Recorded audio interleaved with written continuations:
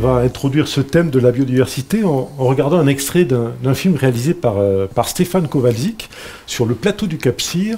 Il a suivi Benjamin Calment et Cyril Agnès sur le plateau du Cap-Cyr pour suivre les populations de caille des blés. Regardez. Alors là, on se trouve sur le plateau du Cap-Cyr, sur la commune de Matemala. Pour ce protocole de suivi caille des blés, on avait choisi 2 zones d'études, une sur les plateaux de Cerdagne et puis une ici en Cap-Cyr. Et donc l'idée c'est d'aller poser un carré de filet de 25 mètres de côté pour essayer de capturer des oiseaux cette nuit qui normalement sont en migration. J'imagine que ton brevet de bagueur t'est précieux dans ces moments-là. Ouais, ça aide bien, ouais. Ça aide bien, c'est clair. Parce qu'on ne sait jamais au final comment ça se déroule et là il y a le vent qui nous aide pas. Mais bon, s'il n'y avait pas la tramontane, ce ne serait pas les PO. Pour ces études, c'est nécessaire d'avoir un brevet de bagueur? Oui. Alors après, là on travaille dans le cadre d'un programme personnel donc, de l'OFB. Donc là il y a des bagueurs spécialistes, voilà, 10 spécialistes qui peuvent travailler sur la caille des blés et poser des bagues. Voilà, mais après pour utiliser les filets verticaux, ouais, il faut être bagueur généraliste.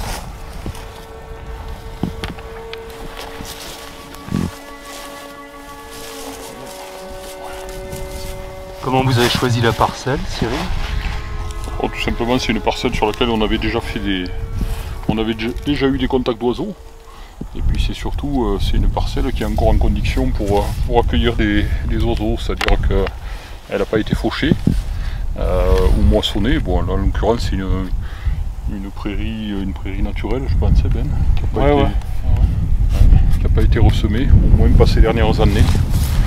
A priori ça reste favorable, dans tous les cas c'est au milieu d'une zone sur laquelle on a eu pas mal de contacts ce printemps. Donc là on a fini de rouler les filets, tout est sécurisé.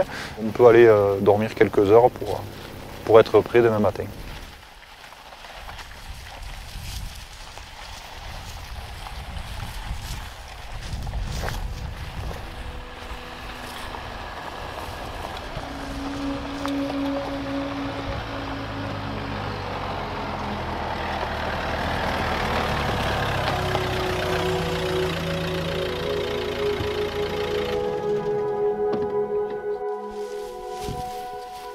On va faire une rotation de toutes les 30 minutes pour ne pas laisser les oiseaux trop longtemps dans le filet et pouvoir le plus rapidement possible les relâcher dans les meilleures conditions possibles. Dès qu'on s'aperçoit qu'il y a un oiseau qui est pris, on le démaille le plus rapidement possible, on le met dans un pochon de manière à ce qu'il soit dans le noir puis qu'il ne stresse pas. Hein. Il n'est pas chaud. Hein. Chaud. Il faisait 2. 15, 88, 51.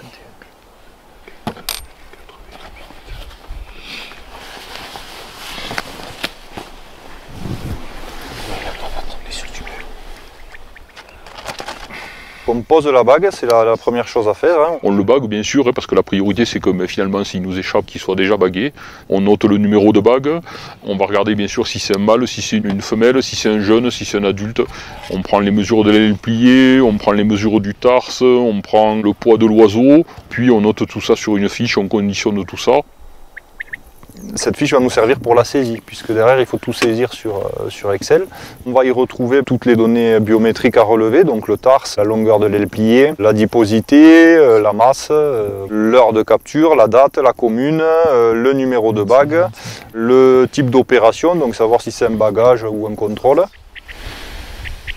On est en période de migration, et donc les oiseaux se conditionnent, là, ils vont faire des réserves de graisse. S'ils trouvent des milieux et des conditions favorables, ils ne vont pas hésiter à faire une halte pour reconstituer ces réserves et terminer leur migration. Pour nous, c'est une première, hein. C'est satisfaisant. On a capturé 6 oiseaux.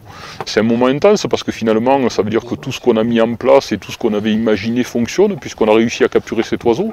Donc voilà, on l'a en main. Au-delà d'essayer de mettre en place tous ces protocoles, etc., on a un contact direct avec l'animal qu'on a décidé de suivre.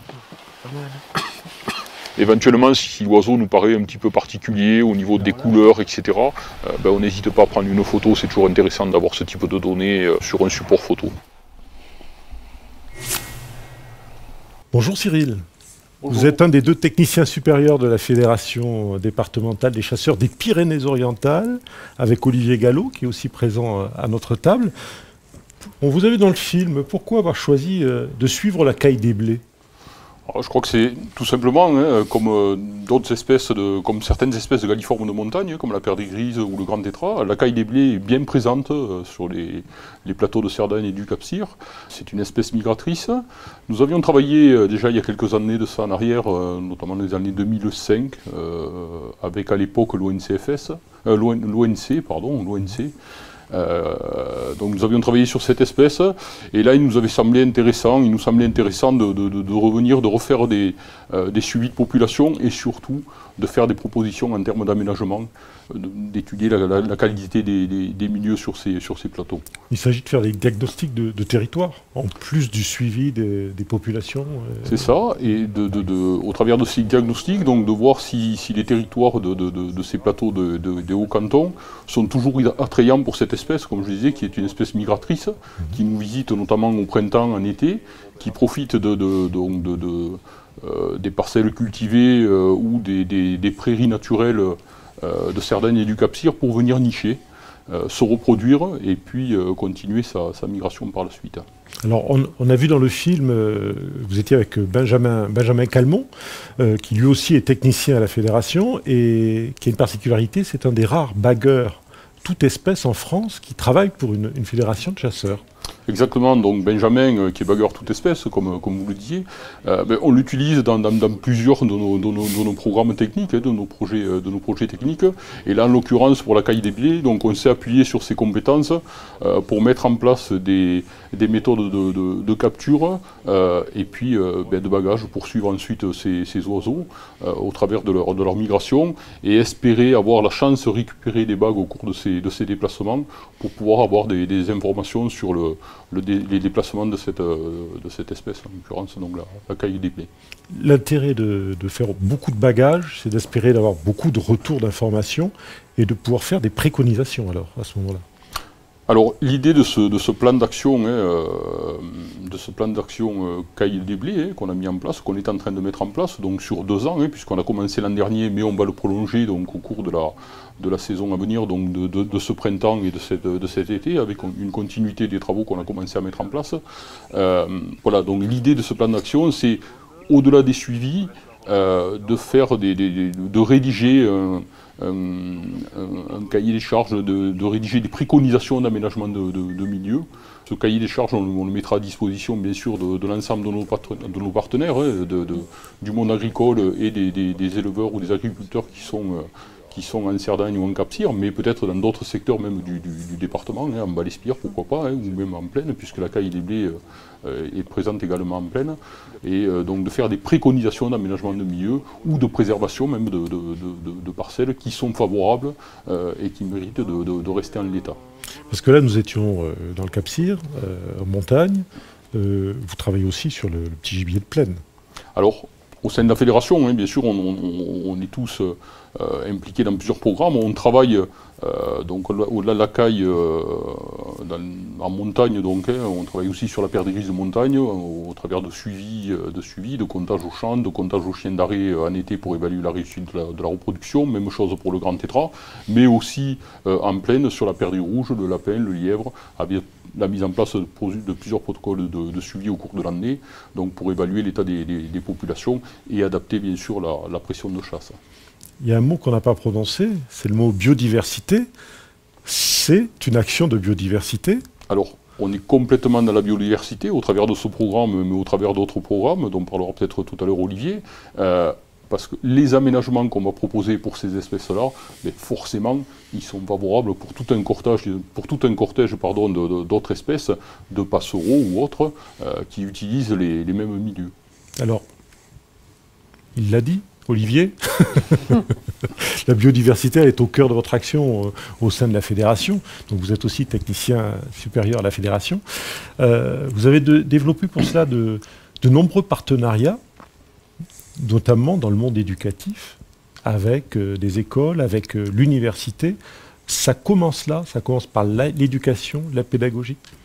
Alors tout à fait, ça fait des années maintenant qu'on est sur cette démarche de biodiversité. C'est une notion qui est à la fois complexe et finalement simple, puisqu'on parle du milieu naturel qui nous entoure.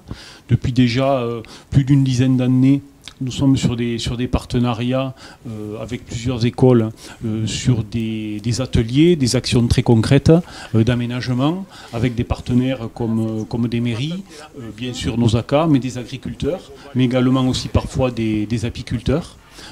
Sur des sujets qui sont très larges, qui peuvent concerner le paysage. C'est sur des sujets sur lesquels on ne nous attend pas forcément. Mais oui, justement, c'est ça qui était... Voilà, les chasseurs, là, on dit, mais qu'est-ce qu'ils viennent faire là, les chasseurs, franchement? Cet aspect paysage, il est primordial, puisque qui dit un paysage de qualité, dit des territoires diversifiés et riches, où chacun pourra y trouver des choses qui l'intéressent, et notamment, bien sûr, des territoires synégétiques, d'où ces démarches très globales, à la fois une approche environnementale, agricole et de paysage. Et ces sujets rejoignent très souvent cette approche sur les espèces migratrices, puisque qui dit des territoires de qualité, c'est aussi préserver certains espaces, que ce soit par exemple à travers les champs de blé, le retard des chaumes, que ce soit le maintien des haies. On est sur du sujet très large, mais qui finalement sont directement liés à notre souci de la qualité des territoires pour une chasse durable. Et dans cet axe-là, depuis 6 ans maintenant, nous développons avec l'IUT de Perpignan, à leur demande, un partenariat de diagnostic de territoire. C'est eux qui sont venus vous chercher? Tout à fait, c'est eux qui sont rapprochés de nous par rapport à l'historique que nous avions avec nos associations et d'autres partenaires sur la gestion des friches, et surtout une approche un petit peu pas de bon sens, mais issu du partenariat avec les agriculteurs et souvent avec les associations de chasse, qui d'ailleurs aussi sont partie prenante. Sont complètement partie prenante. Et donc, depuis 6 ans, on développe avec des mairies, avec des agriculteurs, des diagnostics de territoire pour faire des propositions. Excusez-moi, je me souviens d'une image où on voit les étudiants qui apprennent à semer. Une image magnifique, je crois que Stéphane Kowalczyk était allé vous filmer à ce moment-là.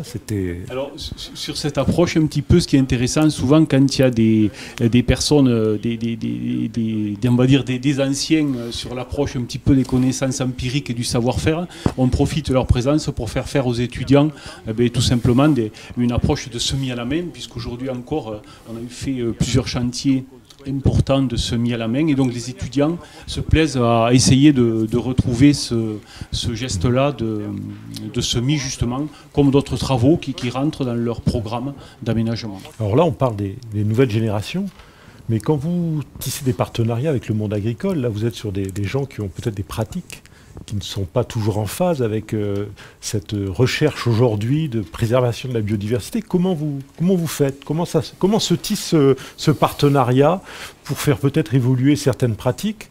C'est pas simple. J'en parlerai avec vous, Madame Bonnet, tout à l'heure. Aujourd'hui, ce qui est pas simple, c'est qu'on est à la fois face à un constat et un contraste, où on sait tous qu'on a besoin d'une agriculture de qualité, mais soutenue aussi par une biodiversité riche. Et on est à la fois parfois dans des démarches avec un souci de coloniser les friches, avec des démarches un peu fortes, où on réutilise des espaces importants et où la notion parfois de lisière, de bordure, elle n'est pas forcément ancrée dans la démarche. On arrache encore des importantes. Il arrive encore aujourd'hui que l'on reprenne sur des friches qui sont déjà anciennes des bosquets, des espaces qui sont retirés parce qu'ils sont nécessaires, mais il n'y a pas toujours d'approche en amont. Mais à l'inverse, on a aussi des démarches très fouillées sur des espaces qui ne sont pas de nature ordinaire, qui sont plutôt sur des espaces à statut spécifique, comme Natura 2000 ou autres, où là on est dans des démarches,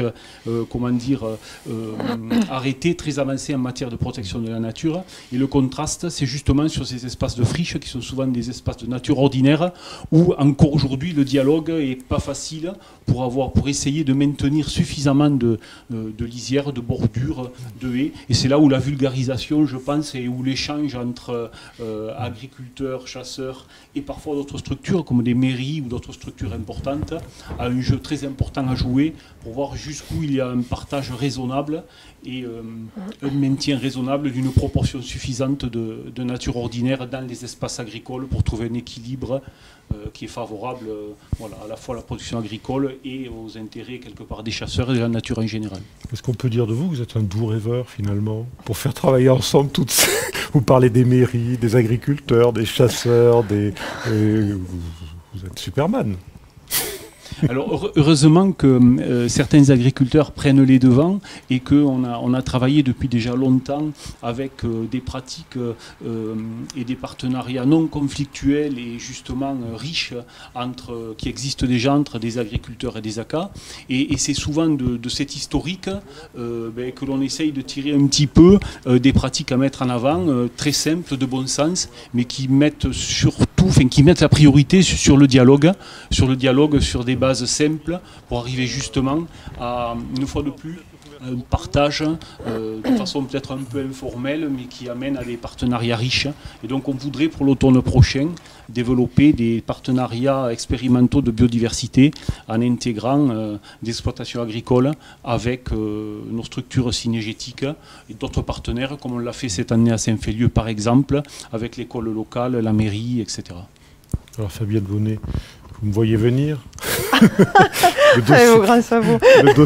Le dossier biodiversité, c'est pour vous un dossier important ou c'est un dossier prioritaire avec toutes les difficultés, et vous l'avez rappelé? C'est un dossier important et prioritaire. Alors je ne suis pas tout à fait d'accord avec ce qui a été dit par rapport à l'agriculture, et notamment à l'agriculture départementale. Alors sans naïveté aucune, mais ce qu'il faut rappeler, c'est qu'on est les agriculteurs du département d'abord, ne serait-ce que par le climat, on est quand même un des départements où on traite le moins naturellement, qu'on est tous engagés depuis des années dans des pratiques agro-environnementales et très engagés, et qu'on est redevenu depuis quelques mois le premier département français producteur en bio en termes de pourcentage de SAU. Et que dans la problématique également, ce que je tiens à rappeler par rapport aux haies et aux bordures, c'est qu'on a un parcellaire qui est extrêmement morcelé. Et que donc un agriculteur, en fait, il a des parcelles toutes petites, souvent inférieures à 1 hectare, et que donc il est compliqué quand on a très peu de surface, en plus de planter des haies autour qui empiètent sur la surface exploitable. Donc on est plutôt quand même effectivement sur un environnement qui est assez préservé chez nous malgré tout. On ne se retrouve pas avec des étendues sur des kilomètres et des kilomètres sans aucun arbre, sans aucune haie, sans protection. Pas la Beauce. On n'est pas dans la Beauce, qui a cette problématique de friche chez nous qui est importante et qu'on prend depuis des années. C'est un des enjeux majeurs pour nous au niveau de la Chambre d'agriculture, les enjeux du foncier liés aux enjeux de l'eau bien évidemment. Quand je dis enjeu de l'eau, c'est effectivement autant protéger la qualité de l'eau que de l'avoir à disposition, parce que certains l'oublient parfois, mais sans eau, on n'aura pas d'agriculture. Donc, ce qui veut dire que finalement, l'idée qu'une perception de ce besoin de protéger nos ressources, que ce soit l'eau, pour pouvoir la partager, il faut déjà la protéger. C'est ça. Les terres aussi, c'est un chemin sur lequel vous pouvez tisser des partenariats avec les chasseurs. Ils ont le même intérêt que vous. C'est une évidence. Et quand je dis c'est tellement une évidence qu'on est déjà quand même très engagés. Alors je veux bien qu'il y a des pratiques, certains agriculteurs qui ont peut-être du mal, mais on est tous, ce mouvement est enclenché au niveau national, d'abord parce que ça répond à une attente sociétale forte, qu'il y a des mesures qui sont lancées dans ce sens. Je vous dis, on est très engagés sur tous les labels, que ce soit le bio, l'agriculture durable, sur le HVE, qui est le dernier label haute valeur environnementale, qui est justement, c'est un des seuls labels, même au-delà du bio, c'est le label qui est basé sur la biodiversité.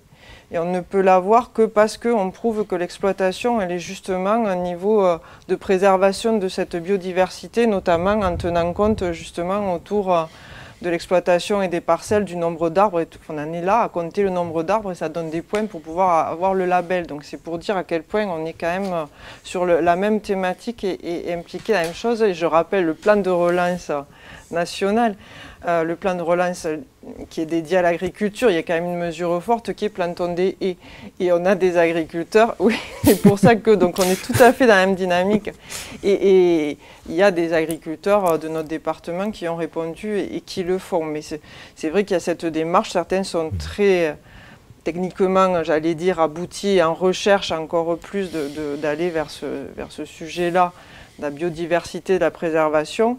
Et voilà, chacun y va à son rythme, mais je pense qu'on est dans cette même dynamique, complètement, et que les partenariats avec la chasse, c'est une évidence, parce qu'on a besoin de travailler sur tous ces sujets de reconquête des friches, justement, parce qu'il y a ce problème de fermeture de milieux aussi, parce qu'on veut de la biodiversité, mais plus on ferme les milieux, plus on sait que le gibier aussi se développe, redescend, et donc on a besoin de travailler, c'est tout à fait ça, donc on est tout à fait en phase et c'est normal qu'on tisse des partenariats avec la chasse. Président, vous n'avez pas attendu que le terme soit à la mode pour vous préoccuper de la biodiversité de vos territoires cynégétiques? Non, alors c'est vrai que ce terme de biodiversité n'était pas utilisé à l'époque, hein, mais en réalité c'est quelque chose déjà qu'on pratiquait, hein, et la réforme de la chasse est venue conforter justement ces actions donc, qui étaient menées donc, par les fédérations, en particulier au travers de ce qu'on appelle l'éco-contribution et dont notre technicienne parlera tout à l'heure. Hein. C'est simplement une contribution versée par les chasseurs hein, à hauteur de 5 € par validation, et qui est complété par un abondement de l'État de 10 €. Le tout constitue donc un fonds d'éco-contribution, justement, mais qui est destiné uniquement à financer ces opérations de biodiversité, avec un cahier des charges, bien sûr, extrêmement précis, à respecter, bien sûr, hein. Donc, non, au niveau du monde de la chasse, hein, on fait de la biodiversité depuis très longtemps.